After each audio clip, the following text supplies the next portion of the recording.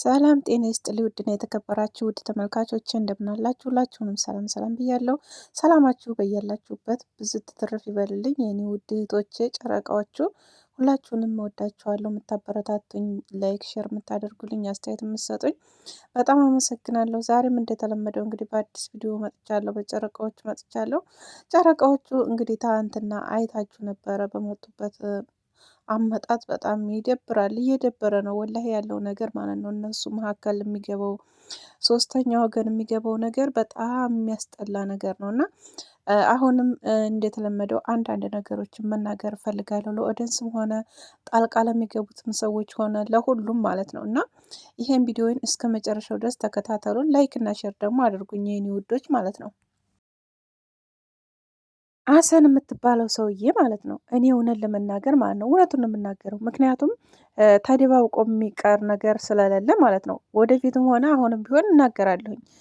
ጓደኛ ከሆንክ ወንድም ከሆንክ ለሀይሚ አሳቢ ከሆንክ ለብሩክ አሳቢ ከሆንክ አንተ ማለት ነው ተለያውና አንቺ እሷ አዲስ አበባ ታንተ ተለይታ እንደገና ደግሞ አንተ ታጣታለህ ቁጭ ብለህ አንተ እንደዚህ ኮንሃል አንተ አብዳል እያልክ እንደዚህ እያልክ ሚዲያ ላይ እያወጣ ቆይ ሌሎቹ ሰዎች እንዴት ሊያስቡ ነው? ይሄን ነገር አንተ እያሰብክ ሀይሚ በጭንቅላቷ ይሄን ነገር አንተ እንደዚህ እያልከው እሷ ምን ታስባለች? ምንድነው የምታስበው? ይሄን ነገር ጤነኛ አይደለም እንዴ አንተ ሰውዬ? ወላሂ ጤነኛ አይደለም መሰለኝ ተምር። በነገራችን ላይ ብዙ ኦዲየንሶች አንዳንድ ጊዜ ማለት ነው ሀሰን በሚገባበት መንገድ ውስጥ ብሩኬን በጣም ይቃረነዋል ትላላችሁ። እውነት ነው የምትናገሩት ነገር። ብሩኬ እንዲያርግ አይፈልግም። ብሩኬ የሆነ በቃ የሆነ ችግር እንትን እንዲለው ነው እንጂ የሚፈልገው ሀሰን በብሩኬ በማግኘት ደስተኛ አይደለም እያላችሁ ብዙዎቻችሁ በፊት ኮሜንት ላይ ምናምን ትትኮምታ ያለሁኝ። እኔ ግን ያንን ነገር ወንድሙ ነው ነበር እያልኩ የማሳልፈው ማለት ነው።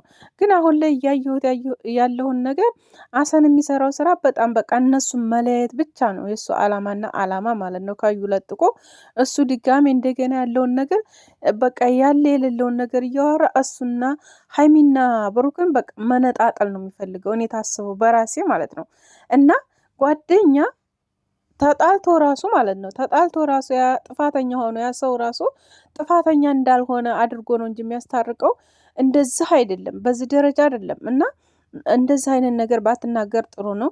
እንግዲህ ሀይሚ ትናንትና ተፍጹሜ ጋር መጥታ እኔ አልፈልግም እያለች ነው ያለችው። አልፈልግም ካሁን በኋላ ከሱ ጋር መሆን አልፈልግም፣ ከሱ ጋር እንደዚህ መሆን አልፈልግም።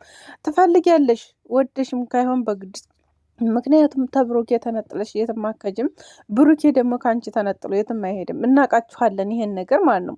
እኛ ድራማም ከሆነ ድራማ ይሁን ላችሁ አናቅም፣ ኖርማልም ጠብ ከሆነ ጠብ አልናቅም፣ ያንን ነገር ማለት ነው። ሲቀጥል ደግሞ ብሩኬ ልዩን አመነ የሚባለው ነገር የብዙዎቻችሁ ተቀብያለሁ አለ እንጂ ባፉ እኔ ብነግራችሁ እኔ ባወራችሁ ማንም ሰው የሚሰማኝ የለም፣ እኔን የሚረዳኝ ሰው የለም እያለ ነው ብሩኬ ከልጅቱ ጋር መጨቃጨቁ ስለደከመውና ስለሰለቸው አምኖ ዝም ብሎ ተቀበለ እንጂ ልጁ እንዳልሆነች አሁንም እነግራችኋለሁ። ሁላችሁም ልጁ አይደለችም። ግን ምን መሰላችሁ ከልጅቱ ጋር መጨቃጨቅና የሆነ በቃ መነጋገር ከእሷ ጋር መገናኘት ምናምን ነገር ስለማይፈልግ አምኖ የተቀበለው ነገር ቢኖር ይሄ ነው። እንደገና ደግሞ በጣም በብዙ ሀይምዬ ምንድን ነው ያለችው በኮንፊደንስ የኔ አይደለም እያለ እንደዛ ትል በአንዴ ያምኖ ልጁ መቀበሉና ባንዴ የእሱ ናት የተባለችው ልጅ እቅፉ አስገባ። ስለዚህ እኔ ታሰበርኩኝ እያለች ነው። እንደገና ደግሞ ትቀጥል ደግሞ አሁን ልጁን ራሱ ያሳድግ እንኳ ቢባል እኔ አብሬው ሆኜ እናሳድግ እንኳ ብንል ነገ ተነጎዳ የሆነ ብትታመም የሆነ ነገር ብኮን ብሩኬ እንደዚህ እኮ ነው ልጅቱ፣ ብሩኬ እንደዚህ እኮ ነው እያለች 30 ጊዜ እየደወለች እሷ ጋር እየሮጠ ሊመጣ ነው ወይ እኔ እዛ ጋር ምን ሆናለሁ ነው እያለች ያለችው ሀይሚ ማለት ነው።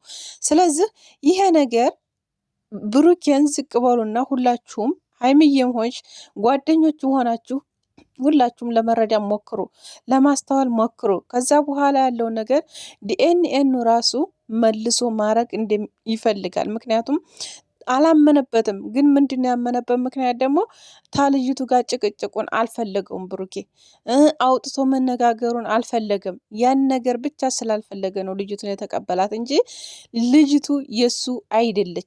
አሁንም እነግራችኋለሁ። እና ስለዚህ ብዙዎቻችሁ ወልዶ ደብቋት ምናምን የጨረቃ ፋሚሊዎች አሁን መከፋፈል እንዳለ መከፋፈል ይዛችኋል። አትከፋፈሉ። አሁንም ዛሬም ነገም ሀይሚና ብሩኬ ደግሞ አንድ ናቸው። መቼም አይለያዩም። ይሄን ደግሞ ጠንቅቃችሁ ታውቃላችሁ። አሁን ሀይሚ እምቡዘራፍ አለች። አሁን ካጠገቧ ቢርቃት ያዙ ይልቀቁኝ ነው የምትለው። ብሩኬም እንደዛው አሁን እሷ ታጠገቡ ብርቅ ያዙ ይልቀቁኝ ነው የሚለው። ይህን ደግሞ እናውቃለን በደንብ አድርገን ከአሁን በፊት ስንቴ እኛ በቃለን፣ እኛ ተለያየን፣ እኛ በቃ ብዙ ነገር አድርገዋል አይደል እንዴ? በብዙ መንገድ በፕራንክም ሆነ በምንም ብዙ ድራማዎችን ሰርተዋል አይደል? ስለዚህ እነሱ የሚለያዩ ሰዎች አይደሉም። ሀሰን ደግሞ ያለብህን ችግር ፍታ ምናምን ከምትል ማለት ነው ነገሮችን ራሳቸው ይፍቱ። በቃ ሶስተኛ ወገን አስፈላጊ አይደለም። አሁንም ቢሆን ብሩኬ ቀስ ብለህ ሀይሚዬም ተረጋግተሽ ሁለታችሁ ተነጋገሩ። በቃ ሁለታችሁ ብቻችሁን ተነጋገሩ። አለተበዛ ብሩኬ እንደዛው እንደለመከው ውሰዳት ሆነ ቤት በቃ ዝጋና የፈለገውን ነገር በቃ መጠየቅም ካለብህ ጠይቅ፣ ማስረዳትም ያለብህን ነገር ማስረዳት። በቃ የሆነ በቃ ጓደኞች በሌሉበት ቦታ ለብቻችሁ ተካሜራ ጀርባ ማለት ነው ነገሮችን ለመረዳት ሞክሪ። አንተ ደግሞ ነገሮችን ያሉትን የተፈጠሩብህን ነገሮች እውነት ከሆኑ ሁሉንም ነገር ለሷ ማስረዳት ነው። በቃ ሌላ ነገር እኮ የለም። አለቃ አይደል እንዴ? ስለዚህ ልጅ ስለመጣ አንድ ሰው ስንት ሰው ነው ስንት አይደለም አርቲስቶቹ ስንት ሰው ነው ሁለት ሶስት ልጅ እያላቸው ስንት እየኖሩ ያሉት ሌላ አግብተው ከሌላ ጋር የሚኖሩት ስንት ናቸው? እንዲህ እናንተ የመጀመሪያ ከሆናችሁ በቃ የኢትዮጵያ መጀመሪያ ልጅ ያለው ብሩኬ። ስለዚህ ሀይሚ እኔ ጋር እሱ ጋር አንኖርም፣ ሌላ ሚስት አግብቶ አይኖርም። እንዴ ያን ማን ያለው? ግዴታ ከልጁ ጋር ነው መኖር ያለበት። ግዴታ ከማይፈልጋት ሴት ጋር ለምን ይኖራል? የአጋጣሚ መጣሽ ተከሰተ ያ ነገር ማለት ነው እንዴ። ሰው እኮ ማለት ነው አይደለም በቃ አጋጣሚ የሚከሰትባቸው ነገር አይታወቅም። ማንኛችንም ቢሆን የምናውቀው ነገር የለንም። የነገ ነገራችን ምንም አናውቅም ማንኛችንም ማለት ነው። እና ያ ነገር ድንገት ተፈጠረ። እሺ ሆነ፣ የእሱም አይደለም ትጀመርም ግን ሆነ። እሺ ከሆነ ተቀበለ። እሺ መቀበሉ ምንም ነገር አይደለም።